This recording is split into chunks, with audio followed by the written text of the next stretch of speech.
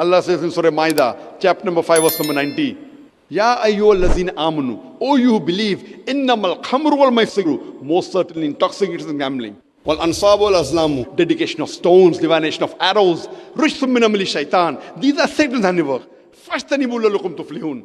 Abstain from this handiwork that you may prosper. Here Allah subhanahu wa ta'ala is saying that alcohol, gambling, dedication of stones, fortune telling, all these are Satan's handiwork. Abstain from it that you may prosper. All these things, it disrupts the universal brotherhood.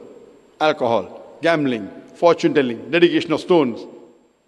If you stay away from all these evil acts, which are signs of the devil, it will increase the universal brotherhood. Allah says in Surah Isra, chapter number 17, verse number 32, Come not close to adultery, for it is a shameful deed, and evil opening other roads to evil. Adultery is prohibited in Islam.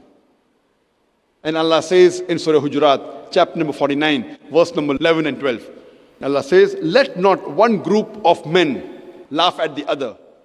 You may never know that the latter may be better than the former.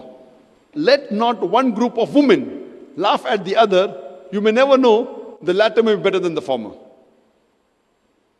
Do not call each other with offensive nicknames.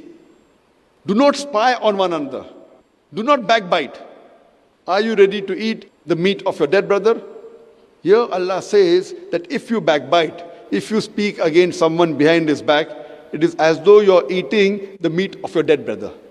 Eating the meat of human being is haram, but eating dead meat is double haram.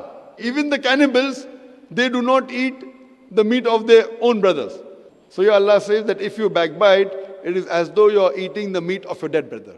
And Allah says in Surah Humazah, chapter number 104, verse number 1, وَيْلُلْ لِكُلِّ هُمَزَةٍ لُمَزَةٍ. Woe to every kind of scandal monger and backbiter. These are guidelines given in the Quran to promote universal brotherhood. But besides talking about universal brotherhood, Islam says you should exhibit universal brotherhood minimum 5 times every day in your practical life. I'm talking about the second pillar of Islam, that is Salah. When we offer Salah, we practically demonstrate universal brotherhood 5 times a day. Our beloved Prophet Muhammad said, it's mentioned in Sahih Bukhari, volume number 1, in the book of Adhan, chapter number 75, hadith number 692, where Hazrat Anas, may Allah be pleased with him, said that when we stood for Salah, the shoulder of the companions touched the shoulder of the other companion, and our feet touched the feet of the companion. The beloved Prophet Muhammad said, it's mentioned in Sunan Abu Dawud, volume number 1, in the book of Salah, chapter number 245, hadith number 666, that the Prophet, before starting Salah, he said that close in your gaps, stand shoulder to shoulder, and do not leave any gap for the Satan. So when we offer Salah, it is compulsory that the Muslim, we should stand shoulder to shoulder and feet to feet. Irrespective whether you're rich or poor, whether you're a king or a pauper, when you stand for Salah, you stand shoulder to shoulder.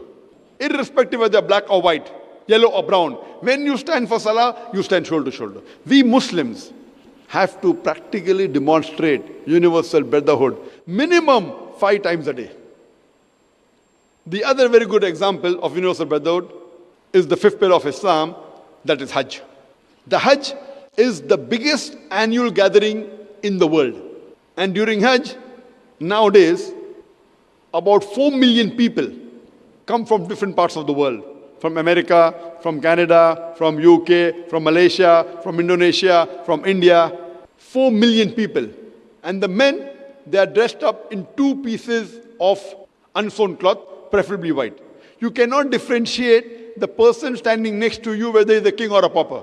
When you are in ihram, the purpose of the ihram is that all of them, they wear the same clothes, 2 pieces of unsewn white cloth. You cannot identify the person standing next to you whether he is a king or a pauper. And you say the talbiyah, labbaik Allahumma labbaik, labbaik Allahumma labbaik. Here I come, O my Lord, here I come at your service. More than 4 million people from different parts of the world, of different nationalities, different colors. They come only at the service of the Lord. That is the best example of universal brotherhood.